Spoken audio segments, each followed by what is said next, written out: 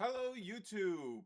So today I wanted to revisit a certain topic that we went into back towards the end of beginning of Firestorm.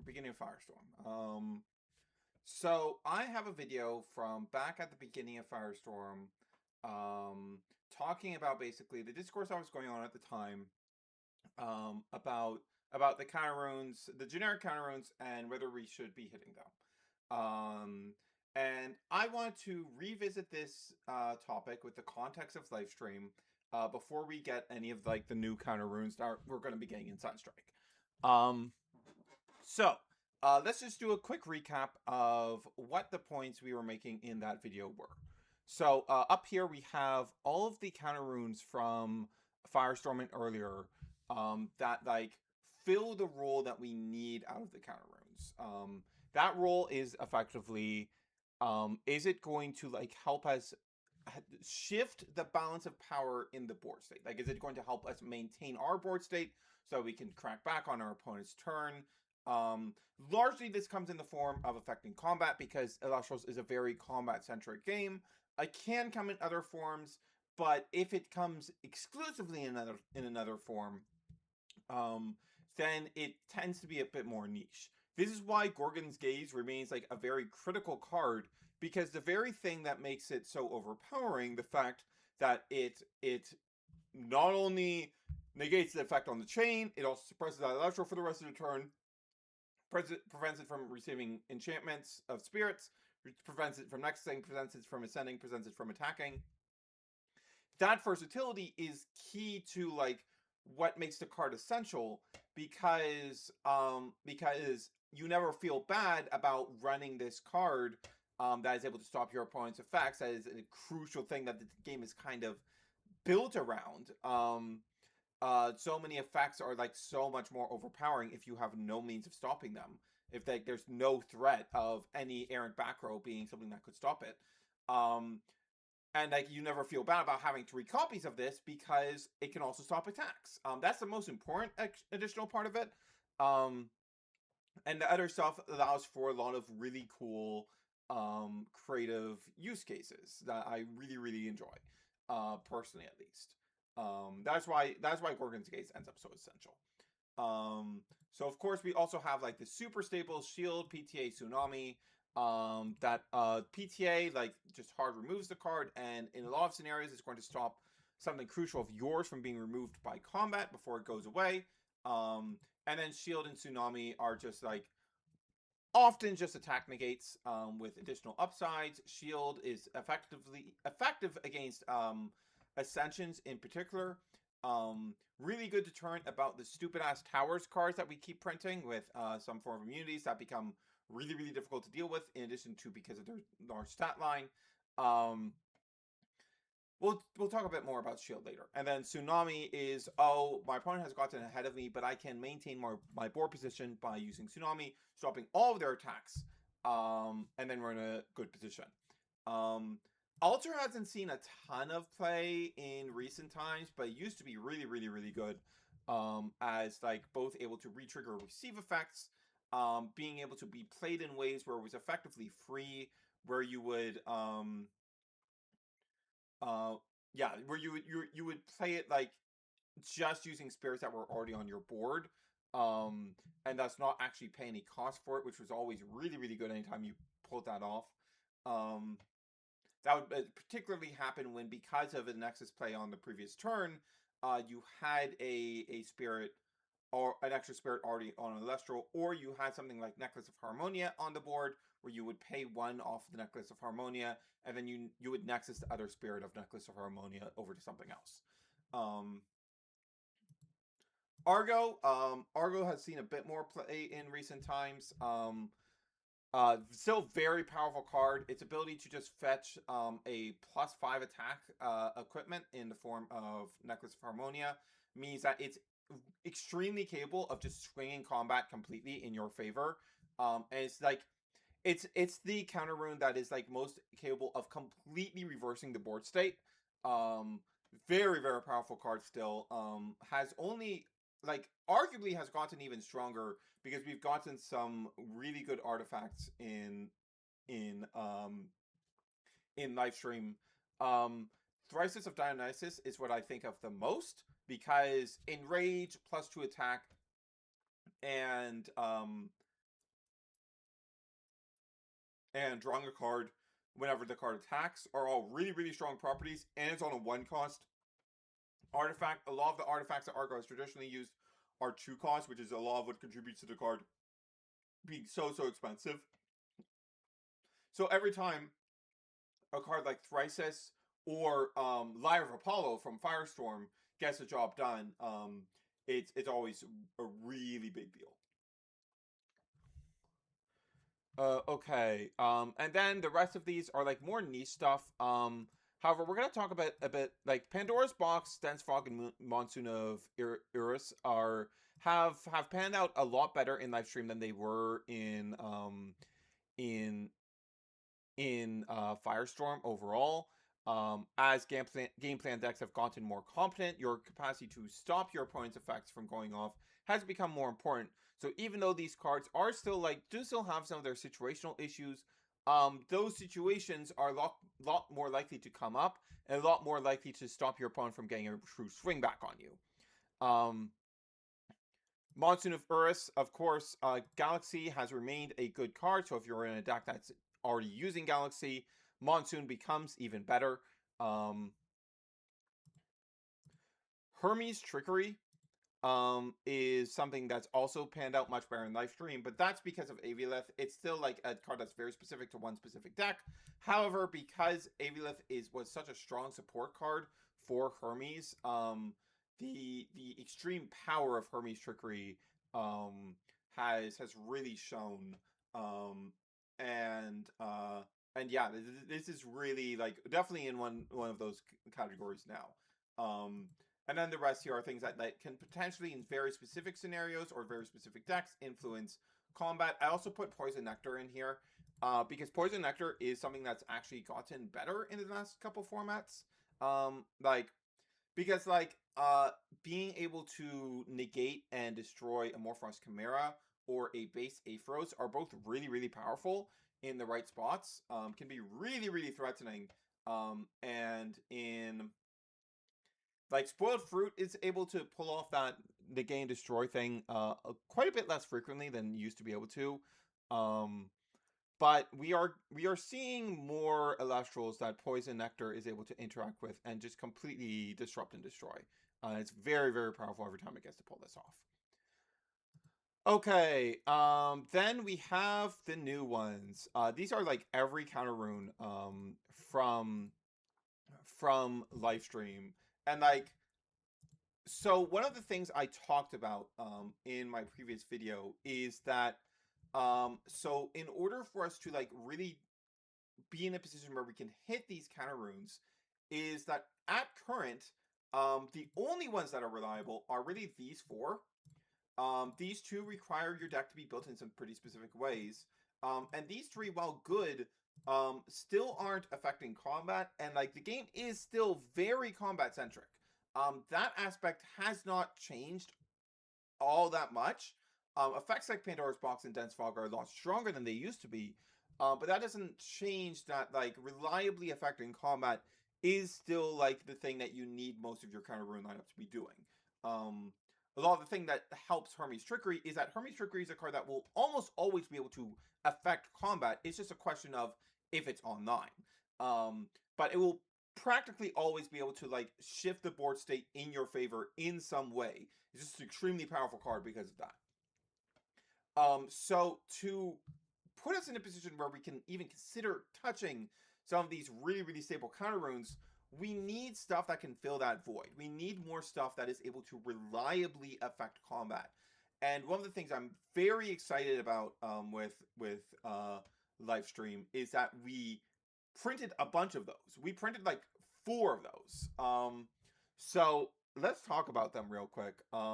If you're playing Elestrals, you're very familiar with a lot of these. Like Dionysus Madness is literally just a 1-cost attack negate. It's more versatile than that. It has a lot of extra things it can do. It becomes effectively free in Dionysus, which is awesome.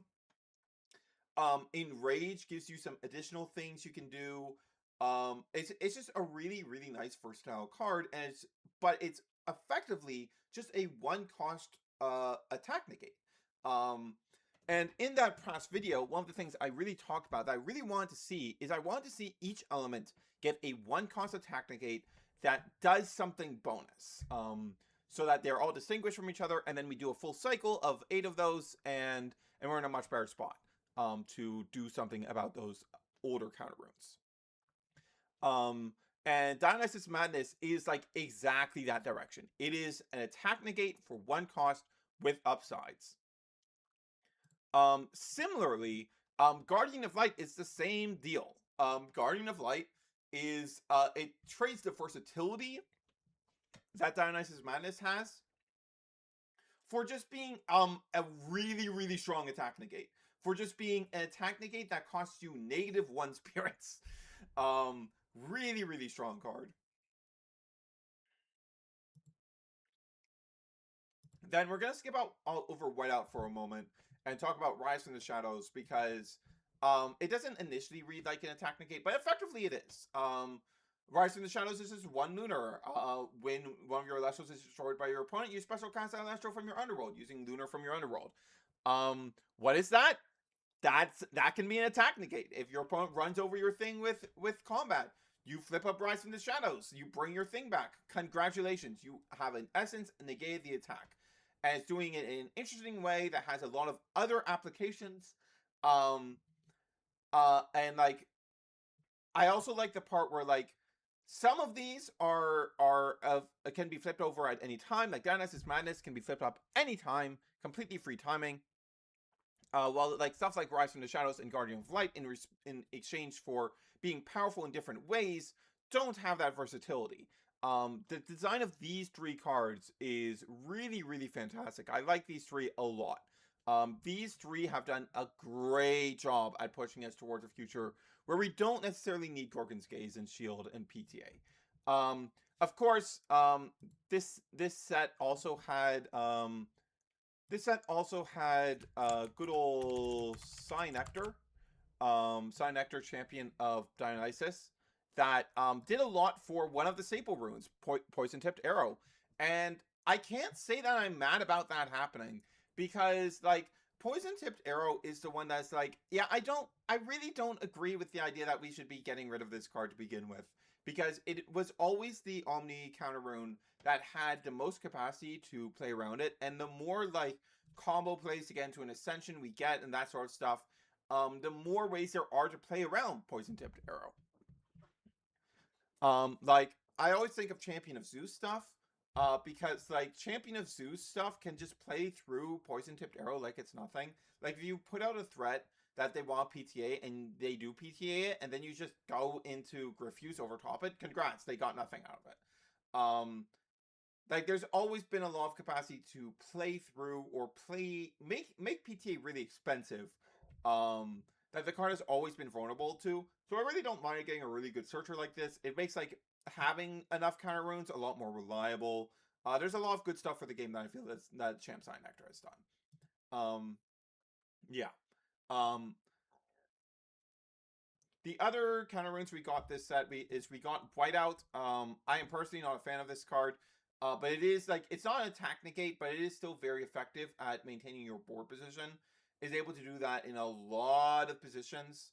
Though it does fall into the situational trap a lot more than stuff like Rise and Guardian and Madness. But still like a very reliable card. Aphrodite Soulmates is a more conditional and more expensive version of Rise from the Shadows, but as long as you're able to set up those conditions, it is still going to be very reliably affecting combat in the same way that Rise from the Shadows is. Keone's Frostbite is more deck specific, but it's a combat trick, so it is its biggest problem right now is that there just aren't a ton of Frost runes that you want to be running, but it is able to pretty reliably shift combat in some way. So almost all of these are like a lot closer to being what we need out of counter runes than like the wins from from Firestorm were. Like Deadshot is just a faster PTA that's specific to Artemis. Dense Fog Aqueous Mist changes stats. This is pretty specific. It takes away any stat modifications, which can very easily combat trick stuff into flipping combat back in your favor. But it's a bit more specific. And Asteria's Starfall is like a Altar of Stars like card, but it doesn't inherently stop a combat. You Nexus a spirit, and then you can exchange a spirit on your field with a spirit of a different element in your spirit deck or underworld. So that allows you to potentially trigger 2 different receive effects, which can be pretty powerful. But this is the one that like doesn't like explicitly like affect your board state in any way like these other ones that we got in Lifestream did. So like overall, I'm very happy with what happened with Lifestream. I think if we get like another similarly good batch out of Sunstrike, I think we will finally be in a place where we can actually discuss maybe hits happening to those stable counterparts. But on that subject, I do want to say, if these should be hit is a very different subject. So Tsunami and PTA, I don't think we should be considering hitting at all. These cards are completely fine. They can be played through. They have a lot of like very existent counterplay. I think these are completely fine. Gorgons and Shield are where the actual discussion happens. So an idea I really like for Gorgons is, I think this effect is important to have in the game. I don't really want them making a bunch of variants that have negates with different upsides, because I think if you can fill your entire counter rune lineup with stuff that negates, the game could very easily become very frustrating. I think the correct direction to go with Gorgon's Gaze is you take its 3 most important modes: the negate effect, the suppress for the turn, and the stop its ability to attack. You take those 3 and you segment them into modular versions. So you like make like a titled Gorgon's Gaze, for example. And it says that when you cast this, you choose one of the following 3. Like you target an Elestral, and then you choose one of the following 3 to apply to it. One of those negates the effect that's on the chain of that Elestral. One of those suppresses it for the turn, and the other stops it from attacking for the turn. I think one of the most important things to do with a retrained Gorgon's Gaze is to separate those 3 effects specifically, because those are the most impactful ones. And the biggest problem with Gorgon's Gaze is because it's so all-encompassing, there isn't really any capacity to play through it. However, if you separate those 3 out, there becomes a lot of ways you can potentially play through it. Like, with a lot of, like, there's a lot of Elestrals that have multiple effects, where, like, they'll Gorgons to stop the first effect. But if that didn't stop the other effect the Elestral can potentially trigger later in the turn, or if it could attack, there would be a lot more ways to, like, still swing the board state to your favor by the end of the turn through the Gorgon's Gaze. So I think that would be the thing to do. And then you distribute the can't receive enchantments, the can't nexus, and can't ascend effects throughout those 3 modes. I don't think it really matters where those individually go. I think it would make a lot of sense to put can't ascend with can't attack, because like those are like connected in like ascending would allow you to turn it into something that can attack. So I do think it makes sense to group those 2 together. I think maybe we make the negate the effect be a solo mode with nothing else paired with it, and then we put the can't receive enchantments and can't nexus with the suppression effect. I think that would make the most sense. I do think a card with the versatility of Gorgon's Gaze is ultimately very good for the game. So like, if we were to get rid of Gorgon's Gaze, replacing it with this type of card is what I'd want to see. And I would prefer if like Gorgon's Gaze was not touched until such a card was already in print. Like you go, okay, this card is coming out. When this card comes out, we are banning Gorgon's Gaze on the date of release. And not have there be time in between where we don't have that new card. I do really like I do really like the skill expression that Gorgon's Gaze's versatility brings. I've always really liked the stuff about like suppressing mid combat, and like all the different options that Gorgon's Gaze presents to you. And I would like them to actually just be options instead of all being grouped together. Um, the other one I want to talk about that could potentially be removed is Shield. Shield personally annoys me, because like the ways to play around Shield are like very limited. In the right board state, Shield can just win the game on its own. And the big thing to me is like this is the only one that's like a hard negate that also like removes a body from the board. Like Argo's going to be doing that in a lot of scenarios, but it's very, very expensive. Um, and like there are ways to play through Argo. Um, there are a lot more counter runes that can stop something like Argo, disrupt what it's trying to do.